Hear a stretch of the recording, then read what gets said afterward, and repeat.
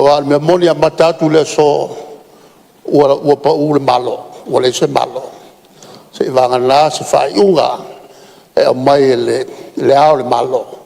Mo le malo fa wau e a fo i fa wau o wata penanga tau le fai mo tatu walu fai ngā palota.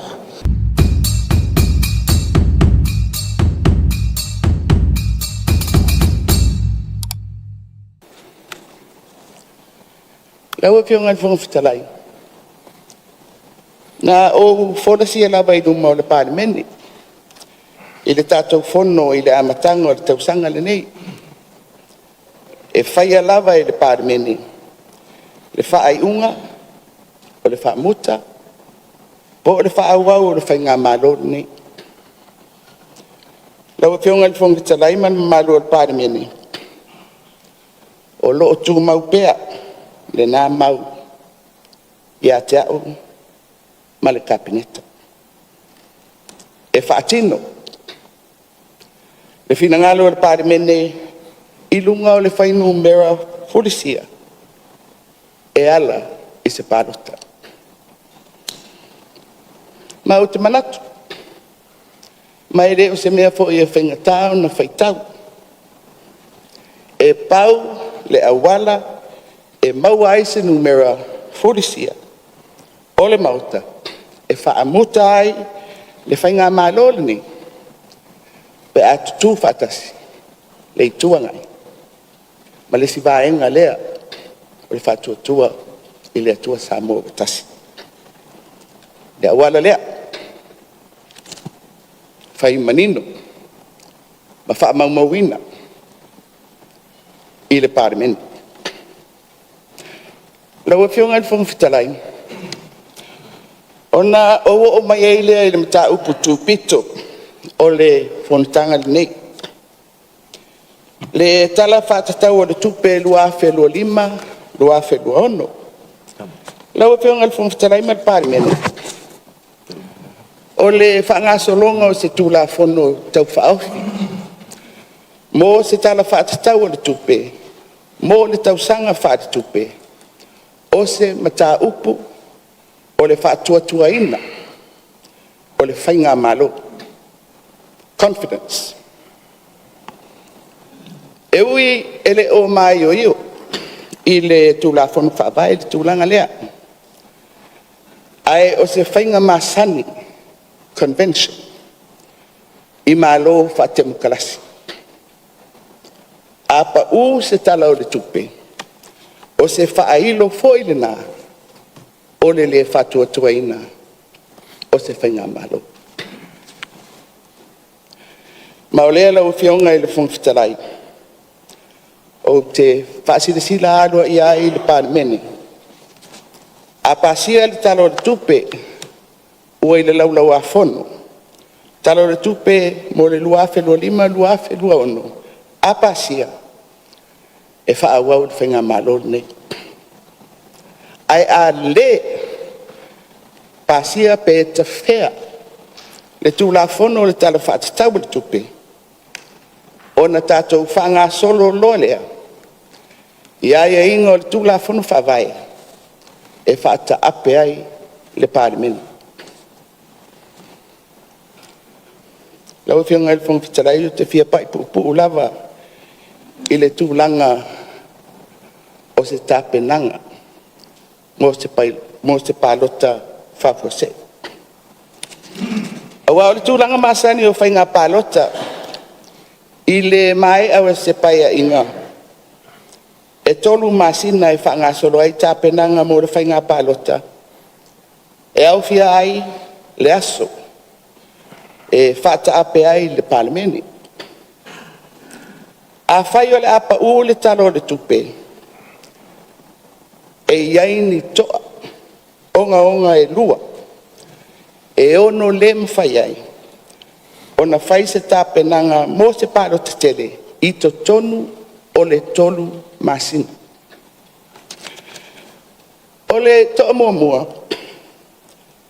Ia, le opose li lo whanga solo. Le whafowina o le stala o tātou lola pālota. Ua longo mai ele ofisa o whainga pārota. Ua ausia le 52% o le stala i le tūlanga au au. Ai, olo o iai tū malo, ele i ausia le 50% o la tau lola. Ma olo o iai foi nisi o i tū malo, ele i ausia le 30%. Ia e au fia ai ma tātou tū malo tele i le vai maunga, ma whaleata. O le lona lua o toa. O le aia inga i le tūlafono whainga pālota o lo iai nei. I le tau ona le stala sui tau wā o whainga pālota. I le ono masina i luma mai o le aso pālota. Ono masina. E whete e na ele na aia inga. Ma le tūlafono whaavai. O loo aia iai e tolu masina e tāpena ai se whainga pālota tele. Lau whionga le whonga whitarai man mamalo o le Palemene. E whainga tāo na whangasoro tāpenanga masani mo se whainga pālota i lunga o le tūlafono o loo iai nei. Ma ole a mo umi ai. Le tuina atu o mata upu o whainga pālota. Mo ni whaatonunga whaali tūlafono. Mai le whaamasinonga mauanunga. Lau whionga il whongwhitarai man maru o Palemene. O le isi vala tāua. E a whape pa u le tala o tupe. Pe whape whea. Ona whaatupe au nanga le malo. Mo le tausanga whaatupe fau. O aia inga o le whawai o lo iai. E whaatulanga le 25% o le tala o tupe. O le tausanga o lo whaangasoro nei.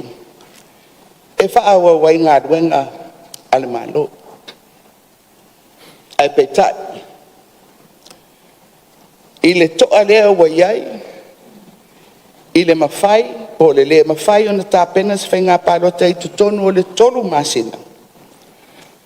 Ma mana o mi ai se taimi whaau popo. E ono le lava. Le 25% o le talo le tupe. E whaau awai ngā ruenga, po au nanga le malo. Ai le i pale mai. Se whainga malo fau. I le mai ai. O se palo te tele. Ia, lau whionga le whonga whitalai. E ui sau whinangalo, ma se mātou fo ia nganga e whaau au le tātou ngā ruenga. Ai tātou whaangasoro ia. Ia lo mea, mai tūlanga manina. Le ngā ruenga le Palemene.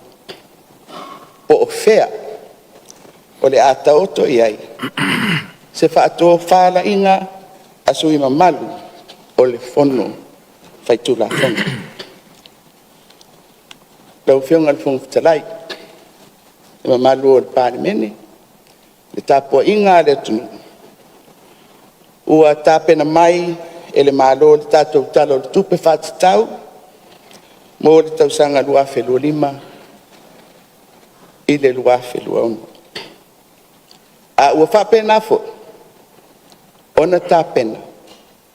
Le a whapea o le a tātou whātaapu.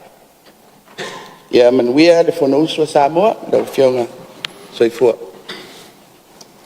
Tūlafona tō whaofi o le whaatauina o tupe lua o lua lima, lua o lua ono, lona whaitaunga mua. Tūlai mai lau whionga le Ministerial tupe. Lau whionga le whongwhitalai, o te whaatū le lafo, ina i whaitauina nei tūlafona tō whaofi. Whaatauina o tupe lua o lua lima, lua o lua ono, i lona whaitaunga mua. Whalua, Ministerial ngaluenga tele, Ministerial whaalputonga le malo, Ministerial leo.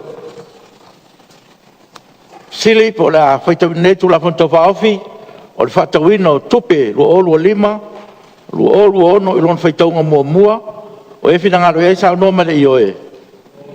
Au ese le ai.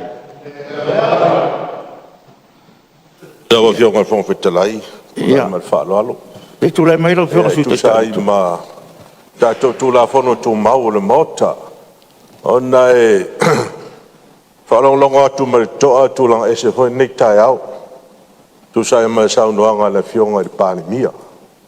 Ina na sa noanga fa Ministerial. Wa mai ai le fa silanga. O le tala fa tau o tu o tupe o se meta upu tau le fa tu ina le malo. Confidence issue. Mela lea ta sanga le fionga ia pe ta pa vo isau fina ngal. Ila lo tu la fono tu mau le mota iwa su tolu mari iwa su mal fa. Ona e folinga mai te tau ona ta to walo atu e se malo te tau walau.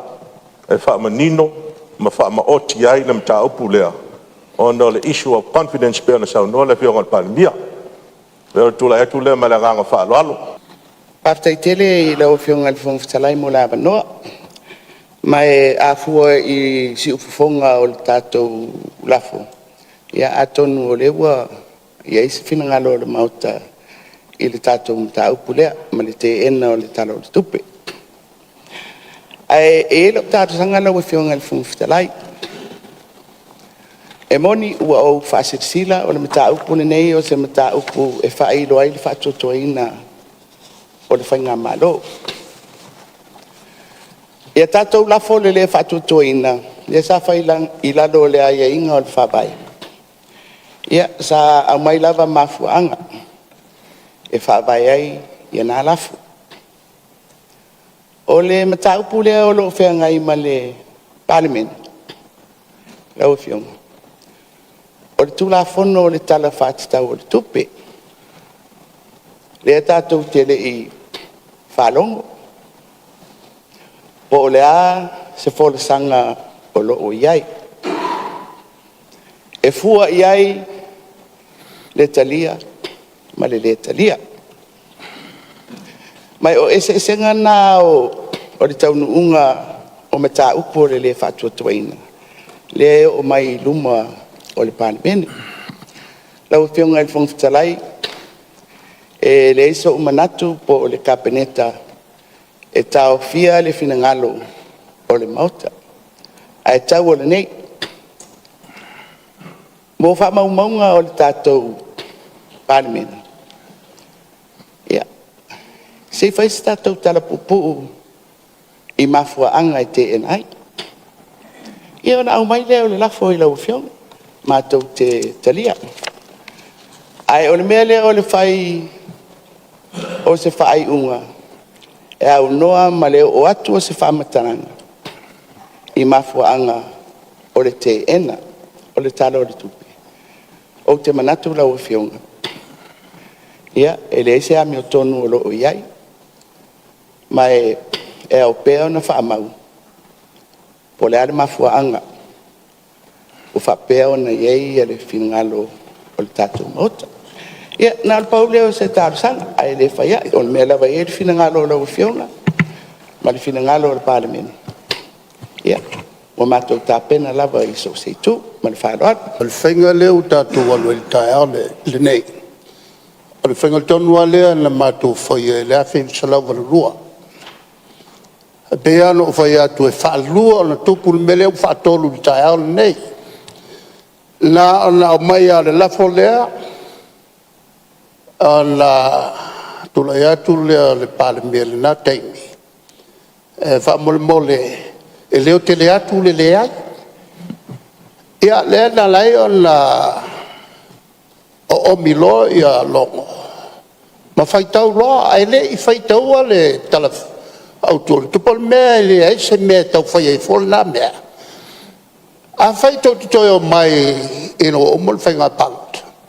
O koko mai ra koe whaina le ko budget. Ai a whai fo e sui saisi whainga malo. Ono mai ale la tau whaina la tau paket. A ole tulanga ia ole sa ole lea. Ia whanga solonga o whanga soloi ta tunga luenga. Il tau le ultan whaile palo de tavalau. Lau a whionga le whong fitalai o lo ina le whaaton tonu fo lau. o le mautafono le nei. Mātou le awa ia fo I lau kuata ma whainga o le so solo al tātou mta upu. I tūlanga sanga tonu o le whaavae ma le tūlafono tū mau. A whaina ia to e awe se abano e to e whai ai nisi tara noanga e le oa ia ia I lalo. O le tūlafono tū mau ma le whaavae. O tātou sori tūlafono o teimi whapene. Ai nao na mātou whapena atu. Mātou la lango le mata upu leu sao no I le tua ngai. Fua I lau whaafonga. O le ioe, o le leai. O na mātou fsiringia lea. Tātou wō le mea mi o tonu. Tō iai ma le mele sao no iai le fionga ia fia me. O feo ta oto iai le fina ngalo le mota. O na maua leo le mi o tonu o le so. O siau tau le maulea. O so nea tu raun fōa. E pi ama fo I le saunoanga le fionga mai te pānia. Ona o leo o le ai. A o le I manino le tala tupe po o la ia tūlanga. E mafu ai o ngā au mai le ai. O le ami o tonu lava lau fionga le tuturi atu. O se rau o porkiki le ai. Ai le o mamala ma tala tupe fau mai ese la ngona. Pi o mea, ai maa rol fato toi lau fionga. O maa kou ia. I le ase mako pori e le mea lea. Ma mako no le kūlanga e iai. Ai ngā paunga le mea au mai le ami o tonu. E rei whai kaua kara kupe a roa a pai te ai. Che watu sina tala pupua lea lau fionga. Lau vai atu nala ai alo I lau whai unga. O na o leo sau noa le sui usu fono, le sui tai fono le tua ngai. Whapea o leo o tātua ngai loe le tula fono leo le iwa dua ma le iwa tolu. O le tūlanga le whainga pālota lau fionga. Ai mai tau atu. Wa pe wa whaisina tātou te le vave I luma le whainga pālota. A leo lo ta otol tālu sanga le pālebia. Ilan sau noanga. Se I tātou tara loa te isi I le ano rio le so. O le tau whaatala lea o le tūlanga o le pāketi. Ona o lo iai a fianga. O lo iai a fianga o le tātou atunu I mea whapenei. Lei leo ta oto le whingalo le palmia ma le nei tū. Ai lau fionga. E ao ona whapafonga le atunu I le tāpenanga le tātou malo. A leo whaile ioi. Ai leo si la fia le tūlanga. O lo a fia tu tolo nei tala whaatau le tupe. O le iai whaponianga mo le atunu. O no leo manatu le tū whapokiki. Ia ai wale si le sila e le tūlanga o le afianga o le atunu. O le talo lea ma le whaalo tele lau fio. Ai o te ena le pālota tau wala au lea. Ona lea e leo ta oto le lei whaagasolonga ngā luenga whaale tūla fono. E ao na manino le tūlanga lea lau fionga. Ia na whaatato o lo lea I lesi tūlanga ma le whaalo lava. Se pālota tau wala au. O leo o umana mai fasili. Leo o whaafonga le mota ua. A mai wori whina ngalo le mota. E leo tele atu le ai lori ioi. Ina mātou whaalonga atu I nei le tua ngai. Le ala wha mai le tūla hon tū mau iwa sulfa. E anga wa. O tau sa inga tātou pālota tau wala au. E whaafatai o lau tūla mai le whionga le taitai o le fast. Le taitai fono. O le sui malu mai nganga I wha maunga merton. O la wha au mai lona whina ngalo. E na tau pupe na watu. Whaafatai no whanda tau si elbaut. Tātou mta upu. O lo whanga solo lava I ala fua o le Palemene, pi o tātou tūlafon tū mau. O le mta upu I luma le loro wafono temi o le lafo. O le lafo o le tūlafon tau whaofi, ale Ministerial tupe. E leo se mea na oso whafuse e pe whafuaweta, o le lafo. Na tu ina mai tonu o le Palemene. Ina ia whai e le whingalo ma tūlanga masani ai o le Palemene. Ia e watu fasili. Ia na tu ina mai le o le tali o le Palemene. O le tali nai whai mō tātou. Pitai o leo te whaangolongo atu. Ia e le o mautinoa fo I le whaalongo o le whongatalai. Ia le tōtele fo I le tū, tōtele fo I le tū. Ia o le nganga le nā. O le tūlanga I le tasi e mena o iai saunuanga anisi o sui. O le whaitaunga mua. Tasi lea mea sa ili le whongatalai. Ma le telefon tanga taruai. O le afe ipsalau barsulua. E le tala le tupe, o le afe ipsalau barsulua. O le whaitaunga mua lava o le tupe. Ia na pa uu wait whainga malo. Ina nā teimi. Ia o au sa ili linga. E le o whatanga sa ili. O te sa ili ina iei ni mau le lei. A wale mauta. Ai mese fwoi whaafongfonga me le tuno. O le ala na le mfai no o vatua se fai unga fa pe se fai unga o fa sia fonftalai so na yela ngona. Le usau no manino te mai tai Palemia i le mafu anga ata sile be na usiringi al mato fono o commission na o fe e sa o tu la fono apa ur tal tupe o pa us fai malo. Le usau no manino te mai tai Palemia convention o masani ai fai fa Palemene ale la langi ia malo tau pulenga ya fie mtato o le ala le e leo la titi la le tapenanga al fonftalai i le tulanga o me fa penei melea ia o te fa maruru atu e le imaea le ngaruenga o le talia po o le talia o le lafo fatu o le Ministerial tupe ia o le melea o manatu ai o le afai stato palota tau wala au ina e manino tonu o ia fina ngalo mautan nei o ina tonu lava e manino i fina ngalo ia ona ave seire mtatou ni nisi langona o manatu ia e sili lea ona o lea o lea mautinoa fa longo fonftalai po o ai e malos po ai e manuia a o ai e te ia o le winga na fai ungan foa me lea o te tapala songa fai la tusi tale longo ia longo uma ia sui malu Palemene la fai tatu palo tokolau fai unga o tatu palo tokolau o la to e langolongoina le lafo to fuono o la to te ena le lafo to furmal fa o te pasisilatu a te ena le lafo ma o fa peona le fa maonia fa tau mo tu la fonto fa ofi o fa toino tupe lu o lima lu o ono o fa peona te ena le tara fa tau tupe lu o lima lu o ono le malo e leo se o taimi nei tu la me nem ta o putono Palemene e ui e reo se mea masani e Palemene o le tunu o si lia le fast food tau sanga pato ato e tu lai mai leo nem ta upu o leo ta oto fina ngalo mota ma o anga ia Palemene te mokarasi mo sa ilia o fai unga ame o tonu e le tau fai loal o tau unga fo i leo ngā luenga Palemene nei atu e leo sam ta upu fo i la ava ai se fo ngā va le nganga lava i o le fonftalai o le tū ma le anga fa Samoa e fa vai fa mtai e pa ia o Palemene ia tali malu fai malu fai va o aso e lolo wa le tau maluta luta nga te fale o aso ia lo ai to te poto o manatu o le atu nei no e lo fionga te mai te Palemia mo sa noanga a mai a o tu ina fo ile noa mo sa noanga te tai ritu ngai o na fai ele o se tala fonftalai ai tatou te lei tolo po ua mai alfa nga soronga o tatou mtaupu ia lo mea i le finangalo faaria o le mauta e tusa ma le tulafono lo laulau afono ia ma ua manino lo tau finangalo e ua fionga i le whangaftalai ia whaaftai mo lau saunoanga whala ei au ia i le nganga lava o le tatou ngā lue whatasi lau pionga i le whangwhitalai malu o Palemene ia pe ona fōlesia i le launga wha minista o le taunu unga o tātou o ia i le nei tai au ia o se taunu unga sa mawhai ona tupu ia leo whaatino ma whailo ma whaamaumawina i whaamaumaunga le tātou Palemene ia e talia i le whainga malo tai Iyo.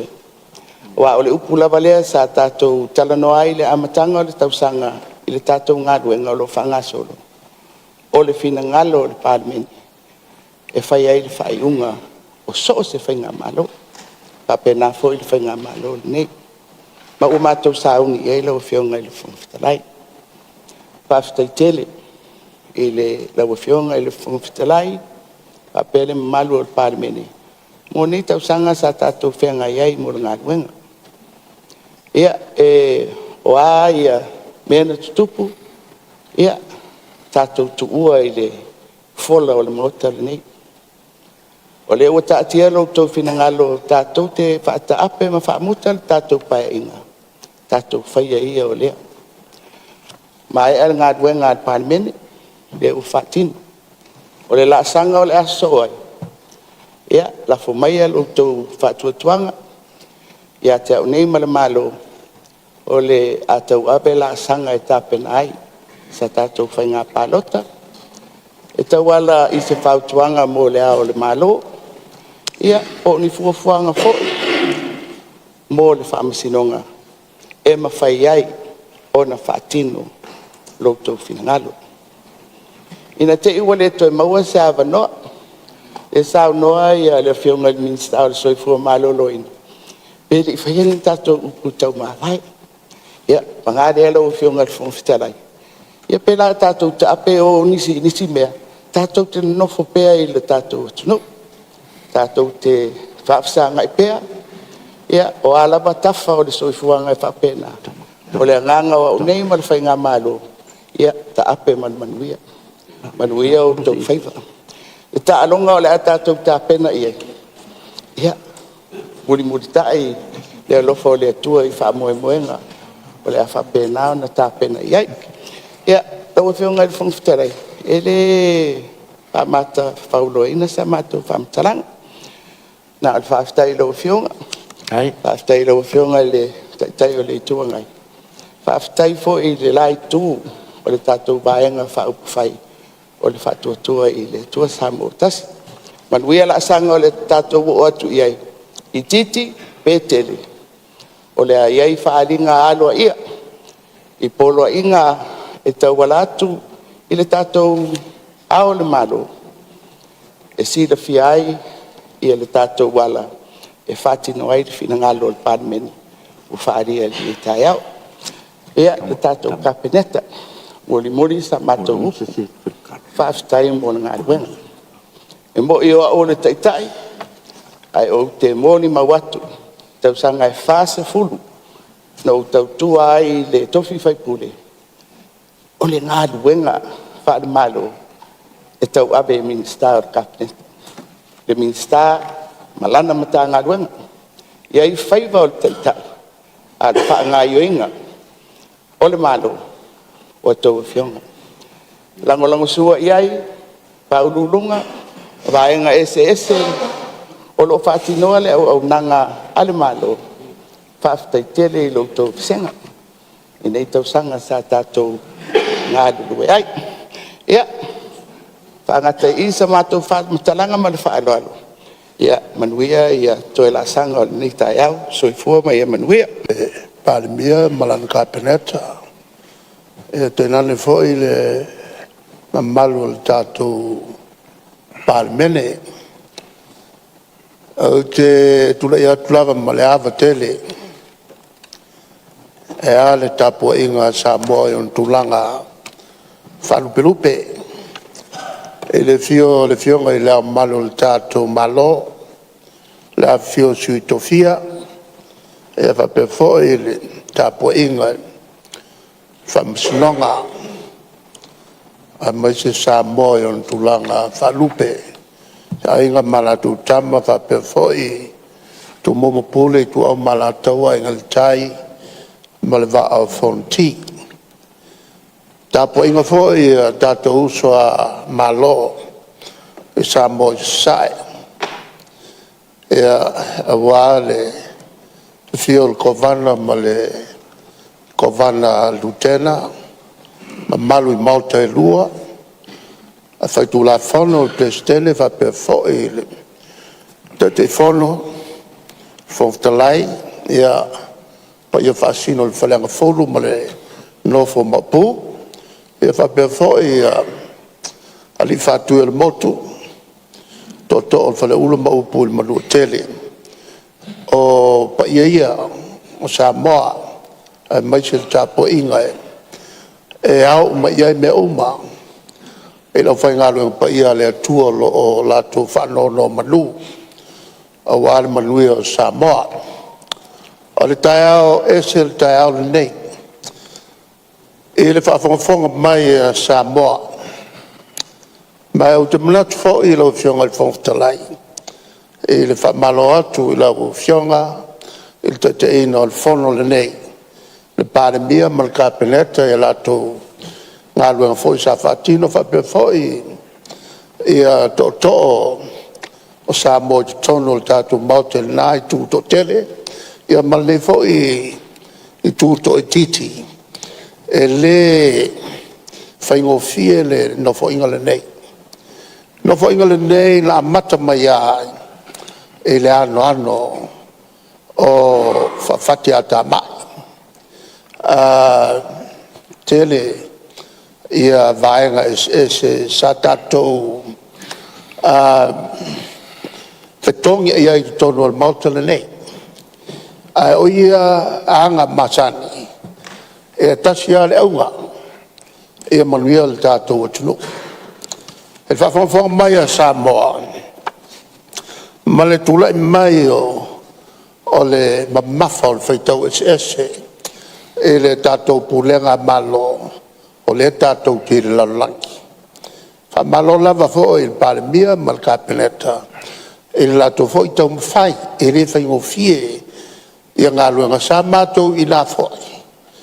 Mai tele ia whawhita au le whangai pēr mo le tātou atunu. E le whaingo fie fo le tātou walo atu i lumalai. Ona o le taimile nei umatua maoa ea ia whasuia inga o le tātou soifuanga. Ai amata mea mai whafo. O lo a whaina ai le tātou atunu e te le ngā luenga e tau na whai. O le fo i lasa mātou mai a le atunu i le tai au le nei. E iai lava e a whionga le atua. E li ma te inai i tātou. O le na te iloa me te tau na whai. Ai le whaia. O le anga sala. Le la i lumo sisiresi. O le afo i la i a tūlanga. O tātou tau nuu i e tai au le nei. E tasi alta i ala. O le na te sila fia. Le mea te tau na whaia le whaia. O le anga sala le la i lumo sisiresi. Mai leise so tātou i fianga sala. E tātou te mana la uma. E sa ili le mea olo i aila me tonu. O afo i whai unga whaingata.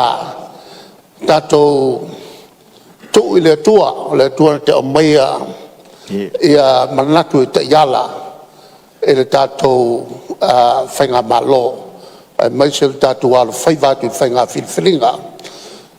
A Samoa. O la tau i whaia le unga. I lunga le musunga lilo. Le ngā pa ia lau whionga le whangtalai sa mātou upulea. Malo le tapo inga Samoa. Ia, wha malo fo i tapo inga. Au tātou ainga e le whaingo fie e au te malatu o se nofo inga pitu sidia no whaingatala nei. E nofo inga uma lau iai. Ma le was fulmal tasi. Ia, nofo inga te tonu al mautala nei toi o au lea e whaisi umi. O i tonu al mautala nei. E le mātou whaatasi ai ma tātou tamā ua whailangi le wholaunga. E se le mātou o fie. O le lātou fōi whātou whala inga. O se aonga le mātou maua. O se aonga le mātou maua. Ma tau mo whai. E lima te inai o opo le mautala nei. E le milia whau. E le milia whau opo le mautala nei. E le avatu ma le au mai. O la ngona e mori le nganga fia tautua. O afo ini whale tonu yasu tuanai. Tātou whaase e nu le ai ngā. Halo i lumal tātou whaiva. Lau whionga le whangtalai. Wha maloa te fo i lau nofo mai nā oe nā. Mā tō tele. Tele lui tāu e whengai ma lau whionga. O afo ini upu whela whai. Ia tātou tau whai wha mangaloa. Kai. La whatu le tai Palemene, le o sao no e iei nā i vaenga te tau na whai. Awa me moni a matatu le so ua pa u le malo, ua le se malo. Se i vanga nā se whai unga e o mai le ao le malo. Mo le malo whauau e a fo i whauau a wāta penanga tau na whai. Mo tātou wālo whaiva le whainga palota. Ia manua tele tapo inga Samoa. Manuia fo le tātou mauta nei, ia maua tātou whamangaloa so i fua mai manuia. Ua taua na mātou whono whapi. O lea ua pe tau i whola. Awa atu lenga ma saunoanga whai. O le nei pae inga. O lea ua saunoa le fionga le tamaitai Palemene ma le whainga malo. O le foi ua saunoa le taitai o le itua ngai, ma le itua ngai le malo. Ai o tulai atu la ua fionga le whangawhitalai, e whai masui, o le ainga o le whatuatua i le tua sa ma utasi. I le to e nā ma se la ina le mata upu a mato mau ese ai, tonu le mota whanu. Whai fol tau lau mea ma loi whonga, o alele wa ele fa le nga fulu tau tai le vasa ma tau tai le vao Samoa ma lau fa fonga mai le nei tu la le aso a poi vangana pai o ainga ma la tau tama ma la tau ainga le usonga tu mo pule tu au ma la tau ainga le tai ma le vao fonti ainga tupu ainga nofo ainga papa ainga te fai fa tai nane ainga na le ite le malama na e mol malama i saua pa tātou lo le tua o le wha vai i el malo.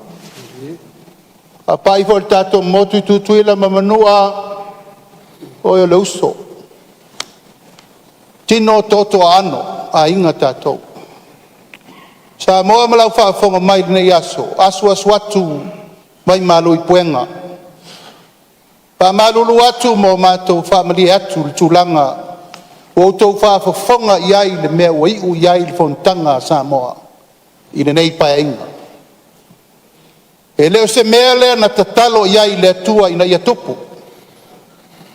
Sa tātou tatalo i le atua ia tau nuunga o le ana whiriwhiringa mo Samoa o le alea. O le whātua tua i le atua Samoa o tasi. E o mai tau abe le atunu. Pei tai.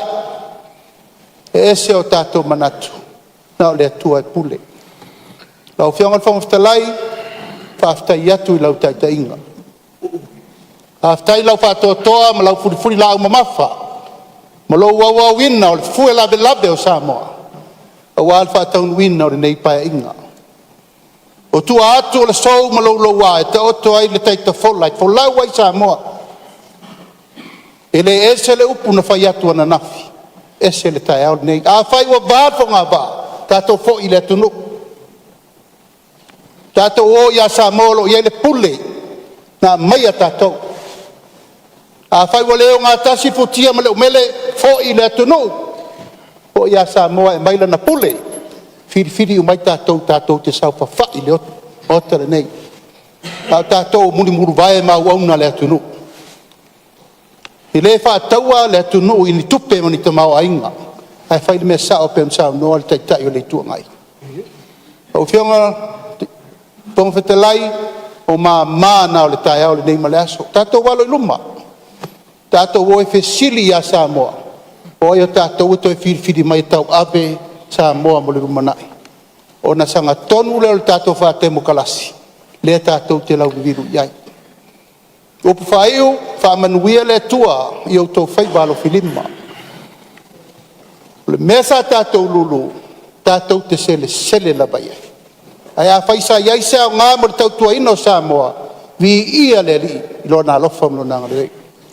Pa tai whai u lau whionga te tai o le tua ngai ma le tua ngai. Pa whetai wau tau awa i mai mesa mato wau ngani atuai. Tasi tau mesa o le umar pa inga nei. Pa manuia le tua tapo inga Samoa wha whonga mai. Samo nei matunu mamao. Hai mai se le tapo inga mau a Samoa. Mai le mata sawa e oso ai le la se e pa ia whiri mapuritu. Tātou whe loa i pēu o le ea. Wha malama tiri atu ai tala o tupere li whātonu ina. So i fua mai Emanuel aso. Wha malo sa noa. O whaftai fwoi malele i lau whionga sa whapito.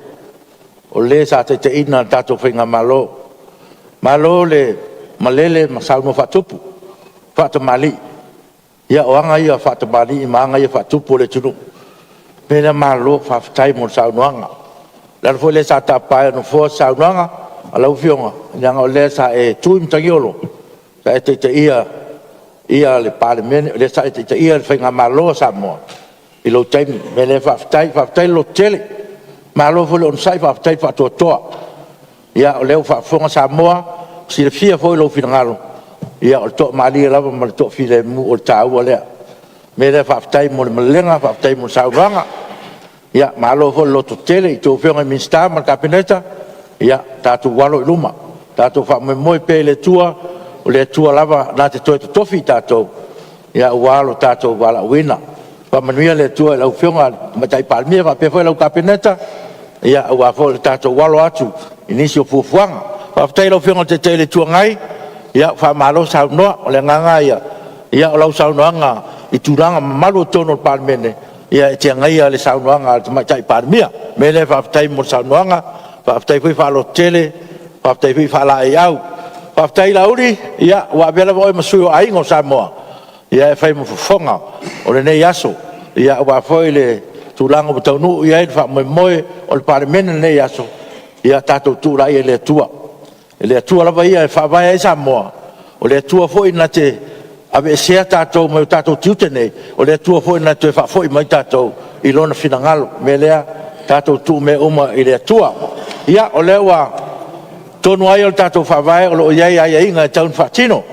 ia la whanga solo pea le tātou a wholaunga mo nei taimi o nai lempai foi na tuua o mia le tātou atunu e le o iai se whainga malo me lea ia la tatia mai o la baba ai e wad whanga solonga ia o nisi foi fuafuanga mo le ngai luma o le tātou atunu me lea whamalo whaftai lau tapo inga Samoa ia whamalo whaftai tele lau tau tapo inga e watu foi malu puenga o la foi se sila i nei aso mo le taunu unga o le Palemene ia wha moe atu i lau tatalo ma lau wha mangalo ia ma lau tatalo foi mo le anga i lumo le atunu ia ua le funa uso taitai o le atunu ua se lumuna i manuia wha manuia le tua le tapo inga Samoa i ona tūlanga wha lupe ina lau ka whionga le au malu al malo ma lau tapo inga ma se foi le sui fono sui tofia ia wha malo tapo ai whaftai te talo. Ia whapea foi lau whainga urang te tofi le tua. Ia whaftai tele mo loutou te talo, mo loutou tapua inga. Ia o leo waiu, le Fonotaga Palemene nei aso, e tātou whamoe o walawa le anga ia tulu manai.